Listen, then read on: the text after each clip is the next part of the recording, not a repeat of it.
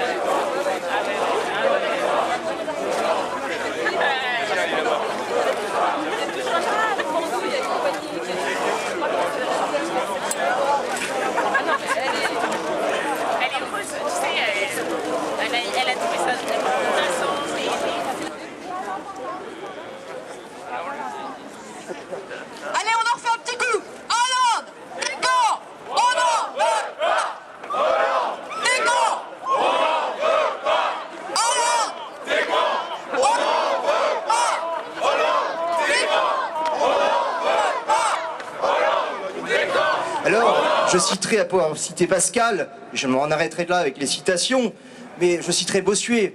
Dieu se moque des hommes qui se plaignent des maux dont ils chérissent les causes. Et on peut le dire la même chose avec nos élites.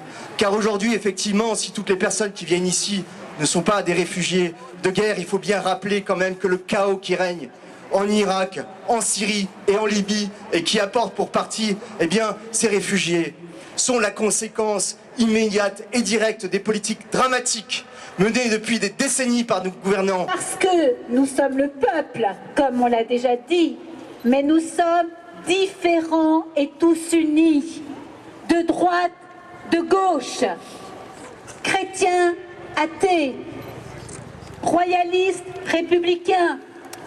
Nous sommes unis contre le plus grand péril que nous ayons vécu depuis des décennies. Et ça, c'est fondamental.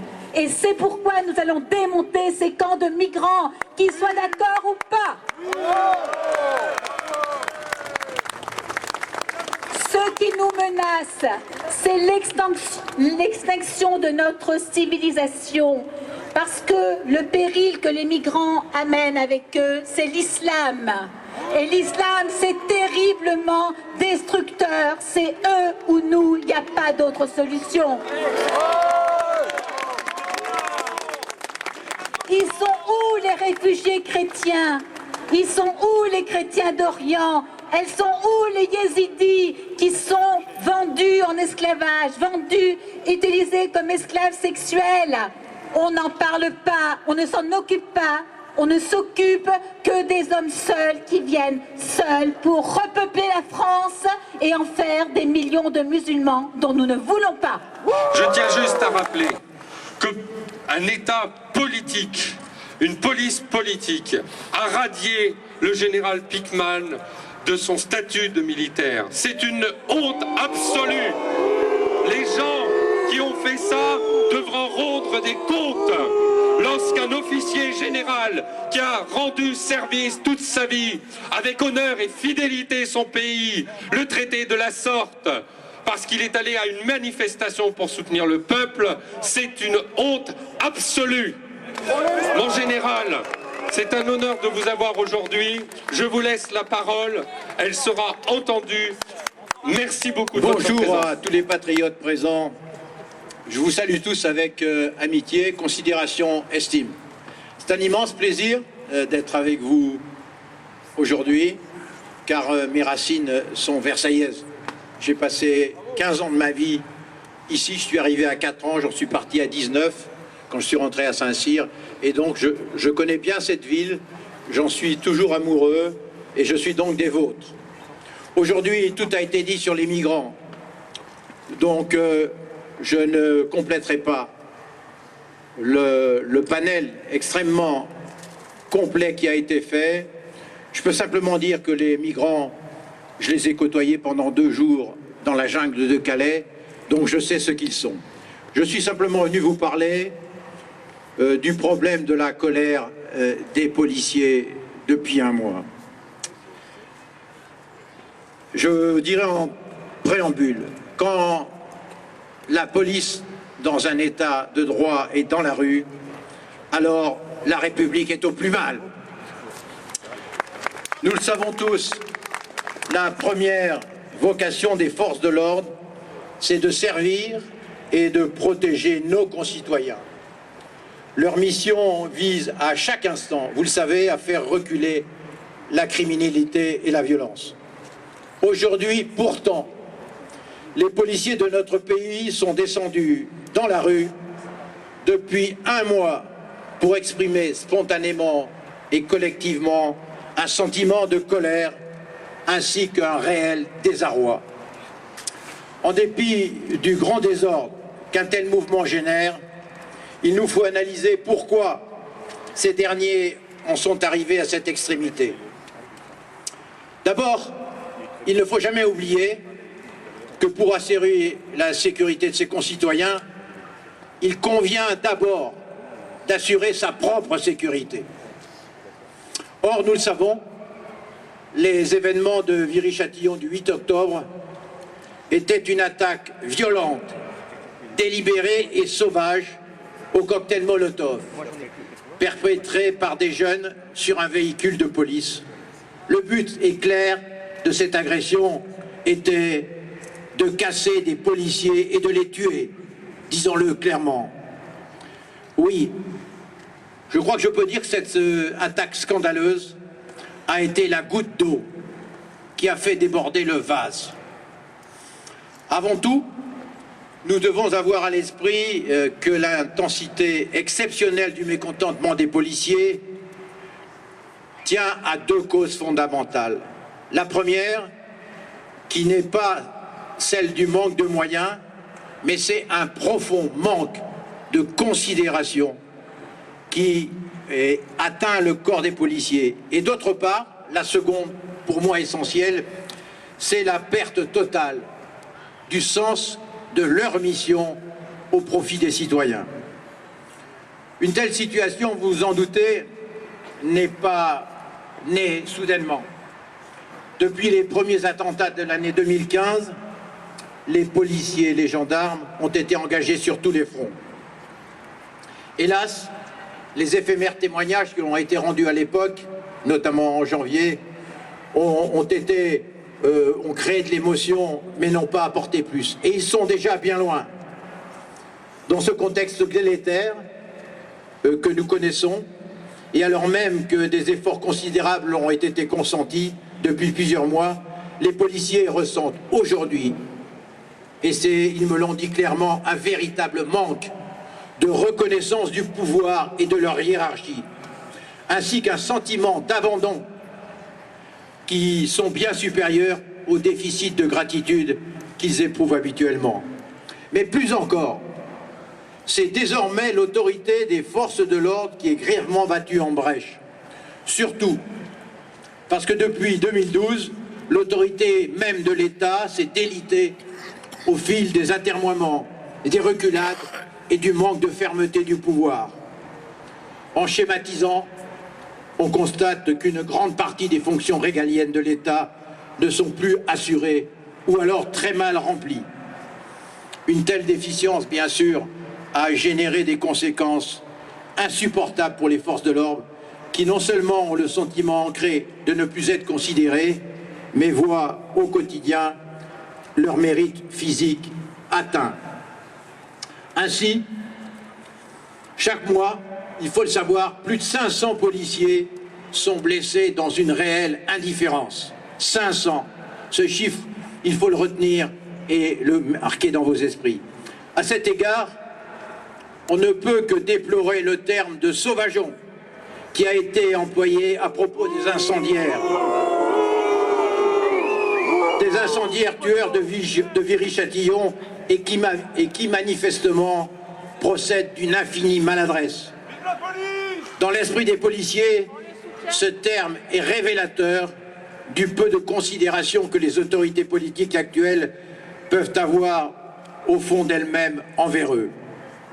Il a d'ailleurs été quelque peu inconséquent, après coup, de laisser le directeur général de la police nationale se rendre seul sur les lieux pour tenter d'apaiser une situation cataclysmique, grave, incontrôlée et dangereuse.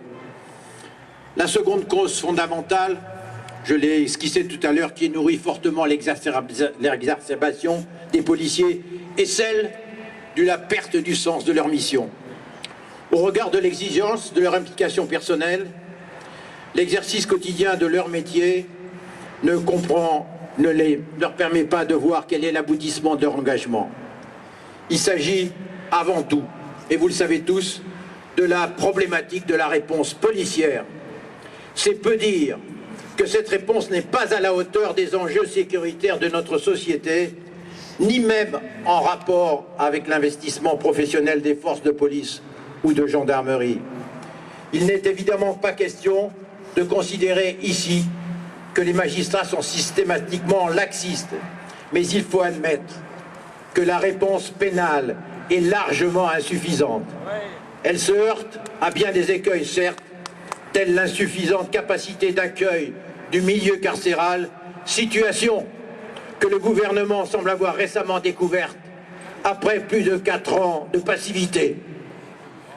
L'efficacité de la réponse judiciaire est également impactée par une conception permissive qui laisse entendre que la prison doit constituer une sanction exceptionnelle, ce qui est anormal. C'est ainsi que depuis 2012, la politique pénale a été singulièrement réduite par les réformes inspirées par l'ex-garde des Sceaux, tel le vote de la loi instituant la contrainte pénale en substitution aux peines de prison, l'abolition des peines planchées et aussi la suppression des tribunaux correctionnels pour mineurs. Taubira, ta loi, on n'en veut pas. Taubira, ta loi, on n'en veut pas. Taubira, ta loi, on n'en veut pas. Taubira, ta loi, on n'en veut pas. Abrogation en tôle. Aujourd'hui, une allocation de moyens matériels supplémentaires a été accordée par l'État aux policiers. Pour tenter de répondre, je crois, partiellement aux demandes que les organisations syndicales croient devoir relayer. Vous le savez qu'elles ont été mises de côté pour que le mouvement spontané des policiers soit traité directement par eux. Acceptons donc l'augure de cet arrangement. Il n'en demeure pas moins que cette démarche collective des policiers reste l'expression d'un profond malaise qui doit être entendu, n'en déplaise à certains responsables politiques de gauche qui ont cru bon devoir jeter l'opprobre sur les policiers en insinuant que leur gouvernement, leur mouvement était le fruit d'une récupération par l'extrême droite, ce qui est proprement scandaleux et lamentable. La réponse que les policiers attendent passe certainement par un soutien plus actif de leur hiérarchie au quotidien. Elle appelle également pour l'avenir le vote de budget de fonctionnement renforcé. Mais bien plus encore, elle ne sera véritablement salutaire qu'à l'émergence, je crois, d'un nouveau modèle politique. L'élection de Donald Trump en est certainement une bonne augure, susceptible de restaurer ce nouveau modèle politique susceptible de restaurer l'autorité de l'État et de redonner confiance aux forces de l'ordre chargées d'assurer la sécurité publique. La réponse attendue aussi est celle d'un soutien populaire massif, fort et sans réserve, qui aujourd'hui, malgré son existence, est insuffisant pour calmer la grogne des policiers. Leur témoigner massivement notre solidarité, notre appui sans faille reste le meilleur levier pour contraindre l'État à satisfaire leurs revendications et à reconnaître la légitimité de leur grogne.